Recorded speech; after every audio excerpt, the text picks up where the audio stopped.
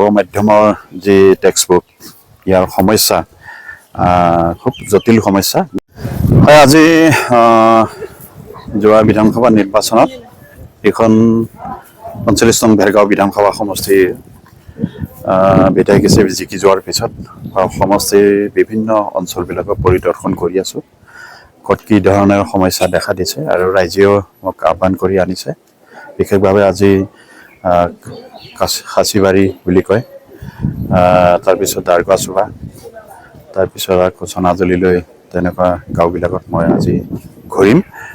আৰু বিশেষভাৱে যি ৰাইজে এইখন সমষ্টিবাসী ৰাইজে যি যোৱা বিধানসভা নিৰ্বাচনত মোৰ প্ৰতি যি আস্থা প্ৰকাশ কৰি পেলাই যি মৰম যাচিলে, তাৰ বাবে মই আপোনালোকৰ চেনেলৰ যোগেদি প্ৰথমে মই সমষ্টিবাসী ৰাইজলৈ মোৰ আন্তৰিক শ্ৰদ্ধা আৰু কৃতজ্ঞতা জনাইছোঁ। নিশ্চয় ৰাইজে বহুখিনি বিশ্বাস আৰু আশা-আকাংক্ষা লৈ মোৰ প্ৰতি আস্থা প্ৰকাশ কৰিলে আৰু নিশ্চয় সেইখিনি কৰি যাব লাগিব। আহি থকা দিনত মই যি ধৰণে ভাবিছোঁ সক্ষম হ'ব সেইটো মই দেখিবলৈ পাইছোঁ।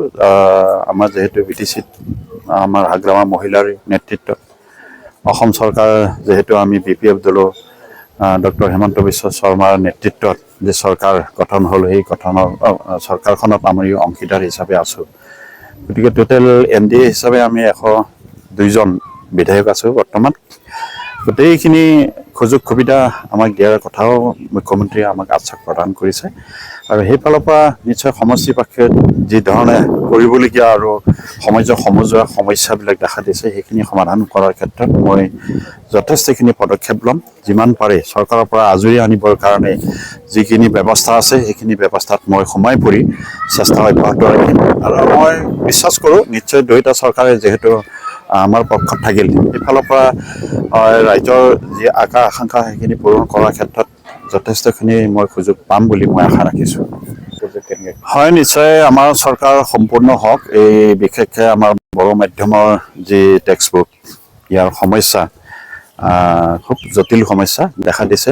এইটো আমাৰ বড়ো সাহিত্য সভা আমাৰ লগত কথা পাতিছিল আমাৰ বিশেষভাৱে, আৰু সেইটো বুলি নহয় আৰু বিভিন্ন সমস্যা আছে আৰু আমি নিশ্চয় অসমৰ বিশেষভাৱে এতিয়া কোনে শিক্ষামন্ত্ৰী হ'ব তাৰ ওপৰত নিৰ্ভৰ কৰিছে আৰু এইবোৰ বিষয়বস্তু আমি ভালদৰে কথা পাতিম আৰু মুখ্যমন্ত্ৰীৰ লগতে একেলগে আমাৰ বিধায়িনী দল বড়ো সাহিত্য সভা একেলগে বহি ইয়াৰ সমাধান কৰিবৰ কাৰণে আমি যত্ন কৰিম।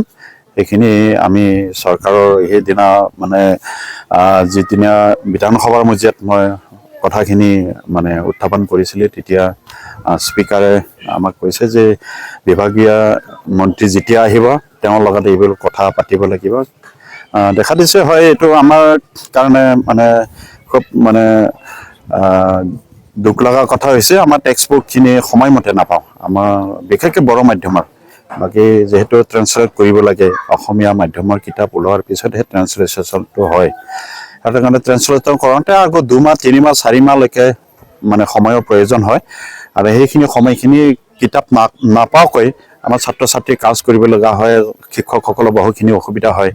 গতিকে সেইটো আমি অনুৰোধ কৰিছিলোঁ মই বিধানসভা মজিয়াতে 1 বছৰৰ আগতে যাতে তাৰ ব্যৱস্থা লয়। 1 বছৰৰ আগতে যদি সেইখিনি ট্ৰেন্সলেশ্যন কৰি পেলাই ছপোৱাৰ ব্যৱস্থাটো কৰে, তেতিয়াহ'লে সময়মতে আমি ল'ৰা ছোৱালীবিলাকক কিতাপ যোগান ধৰিব পাৰিম। সেইখিনি কথা নিশ্চয় আহি থকা দিনবিলাকত যিটো সমাধান নহয়, তেতিয়া নিশ্চয় বিধানসভা মজিয়াত আকৌ প্ৰশ্ন উত্থাপন কৰি পেলাই আমি তাৰ চৰকাৰখনৰ কি ধৰণে উত্তৰ আহে পিছতহে আমি গম পাম।